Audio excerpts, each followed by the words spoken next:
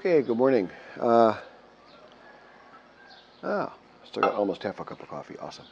So I just put up uh, the first of a two-part eye contact video. You'll see a lot of the videos are just under about 10 minutes long. Right around 10 minutes, it gets to be much more challenging to load them up to the YouTube site. I don't know if it's because I'm remote or it's probably not. It's probably something else, but I think it might be my account size. I notice my privileges keep going up as I move along, so who knows. But anyways, hope the video quality is reasonable here. Still pretty early. Well, it's not that early, actually. It's just middle of winter and it's dark. Uh, just the first week of January. I wanted to talk about dating high status versus low status Thai women, because that is something the internet got really, really wrong when I was researching Thailand and Thai culture and dating back from America. Pretty consistently across at least two or three, but I think more than that, different websites and such. It seemed like Thai culture was open more just to the bar girls, the clerical workers, that kind of thing, and that isn't. I kind of like a simple girl, so I was kind of planning on dating in that pool anyway. Not the bar girls and stuff, but even I, with all the mistakes I've made, and I've made plenty, I really have. Even I knew not to do that, although that's really common. It's absolutely really common. I don't know the percentages. I don't know how you could get.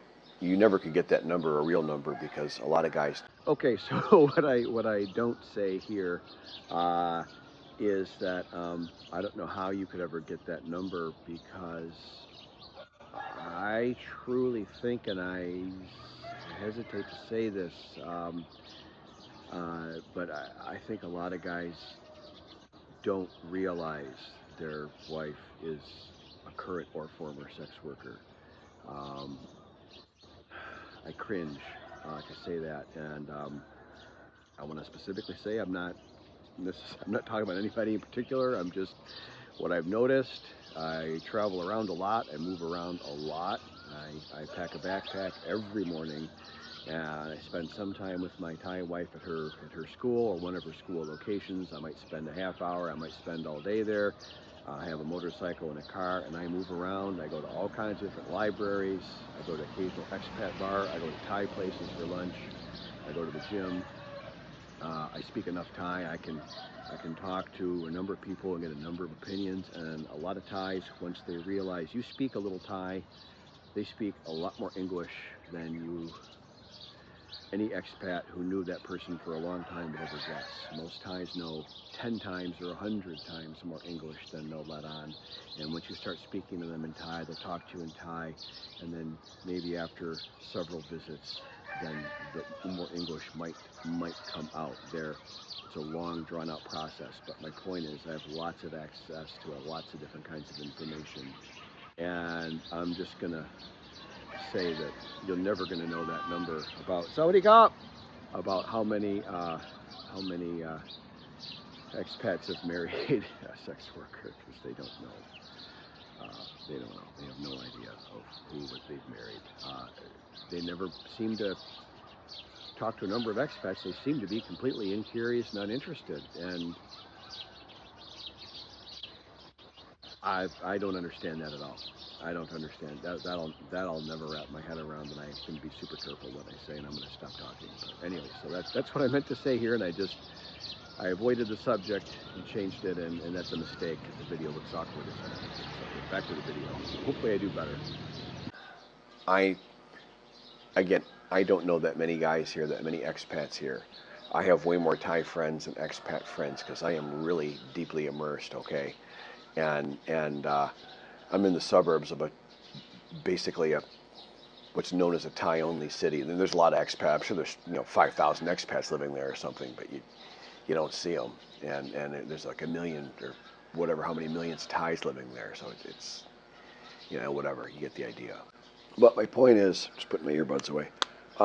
My point is that excuse me. I don't know very many guys here, many expats here. I don't. And even I know a fair number of people who have very literally married bar girls, prostitutes, whatever, and that's fine.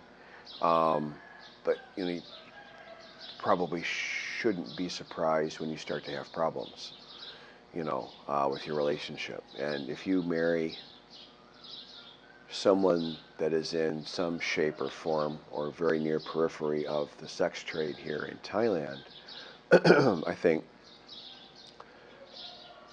not always, because there are good people everywhere, and I know some very JD people in various businesses that might be surprising, but in general, sort of statistically, broadly speaking, you shouldn't be surprised if you at some point start to have problems. And I have unfortunately and sadly personally seen Thai ladies play the long game, or what we call the long con, or however you want to phrase it, but I've seen them behave themselves for years before it starts to become apparent who they really are and what they're really doing.